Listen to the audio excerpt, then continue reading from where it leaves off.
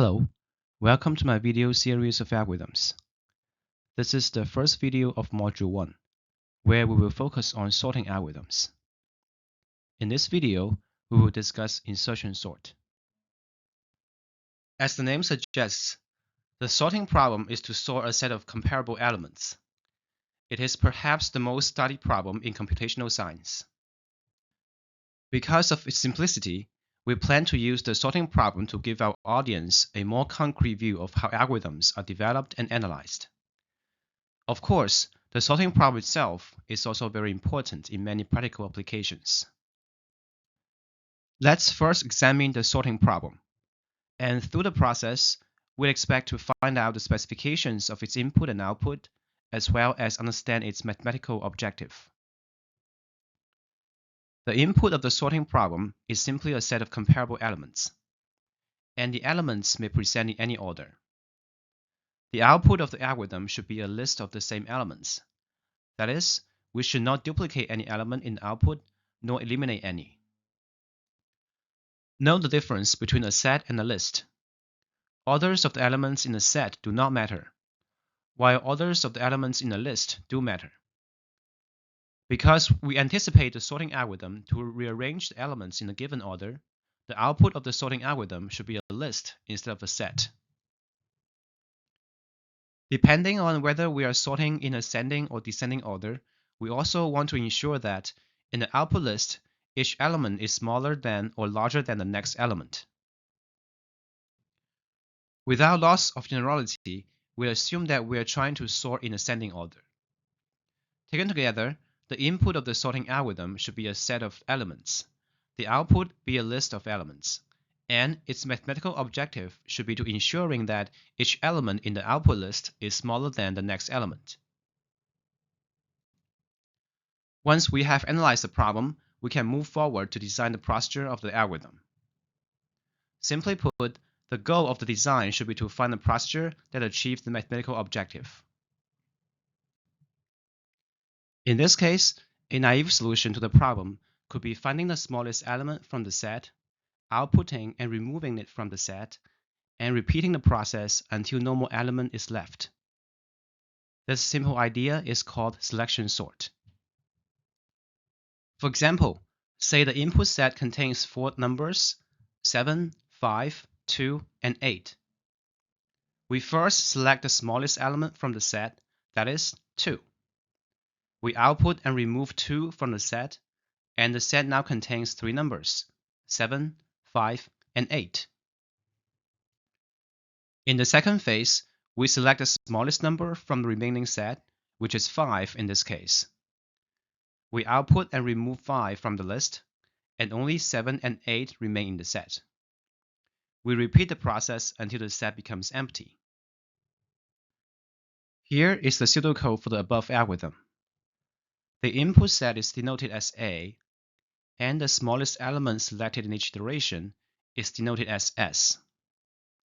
You can pause the video if you need more time to read through the pseudocode. After devising the procedure, we are entering the analysis stage of the algorithm's life cycle. Let's first analyze the correctness. To claim that an algorithm is correct, we need to show that the algorithm can always achieve the mathematical objective of the problem. Recall that we need to ensure that elements in the output list are exactly the same as the elements in the input list. And we also need to ensure that each element in the output list is smaller than or equal to its next element. Based on the algorithm, once we have selected the smallest element, we directly output the element without modifying it. Therefore, no modification of an element is possible. Then, every time we output an element, we also remove it from the set. Therefore, no duplication is possible. Finally, we terminate the algorithm when all elements have output. Therefore, no elimination is possible. Taken together, we know the elements that are output by the algorithm correspond exactly to the input elements. For satisfying the mathematical objective, we know that in each iteration, only the smallest element is output. In this case, it is smaller than or equal to all elements remaining in the set, which includes the next element in the output list. Therefore, we know that our algorithm also achieves the mathematical objective. Now, we can claim that our algorithm is correct. After confirming the correctness, we can then analyze the computational efficiency. Here, we adopt a very simple model that estimates the computational efficiency by the number of elements examined. Say the input set contains n elements. The first iteration needs to examine all n elements to find the smallest one. We then remove the smallest element from the set, leaving n-1 elements in the set. In the second iteration, we need to examine the remaining n-1 elements to find the smallest one. In the third iteration, we need to examine n-2 elements, and so on. It is not hard to conclude that the total number of elements examined by the algorithm is simply the sum from 1 to n, which equals to n times n plus 1 divided by 2. With the counting, we can conclude that the effort required by the algorithm grows quadratically with the input size. And let's denote such a quadratic relation as ON squared. While it is not a precise analysis and use of the big O notation, we can take it for now and come back later with more details in Module 2. After the computational efficiency, we shall also analyze the space efficiency. From the algorithm, we know that if we directly output the selected numbers, then we only need a size n array to hold the input elements.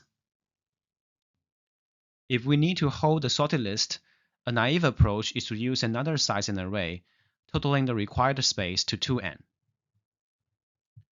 Know that we can bring the space consumption down to n if we do not need to keep the original input. Sorting algorithms that do not need extra space other than the space needed to hold the input are called in-place sorting algorithm, and selection sort is one of them. To perform in-place sorting with selection sort, we can simply swap the smallest element with the ith element at the ith iteration. This is because the smallest element selected in the ith iteration should be ranked the ith among the entire set. Therefore, we know that putting it in the ith place is correct. For the remaining elements, since we have to examine each of them anyway, disrupting their orders will not affect the correctness of the algorithm. Since we only swap elements within the set, we will not use more space other than the existing array. Therefore, we can sort the elements in place. Here is an example of the in-place selection sort algorithm. Note that in the first phase, after selecting 2 as the smallest element, we will swap it with the first element 7 instead of outputting and removing it from the set. The orders of the remaining numbers 5, 7, and 8 may not be the same as the input, but it does not matter since we will examine each of them in the second iteration to select the smallest number. Finally, after analyzing the algorithm, we can document the algorithm. We include specifications of the input and output, and we record the procedure of the algorithm. We shall also include proof of its correctness and its time and space complexity. In summary, we have discussed the selection sort algorithm in this video. We have also walked through the entire life cycle of the algorithm, from its design to the analysis and the documentation. Note that many analyses we have done here may seem tedious and unnecessary, such as studying the sorting problem and proving the correctness of the selection sort. In some cases, the answers for them are so obvious that we can eliminate the detailed analysis. In the other cases, where the answers are not easy to see, we have to perform the complete set of analysis. In this video, we present this seemingly unnecessary analysis to depict a comprehensive picture of algorithms. This is the end of this video. Thank you for watching and see you next time.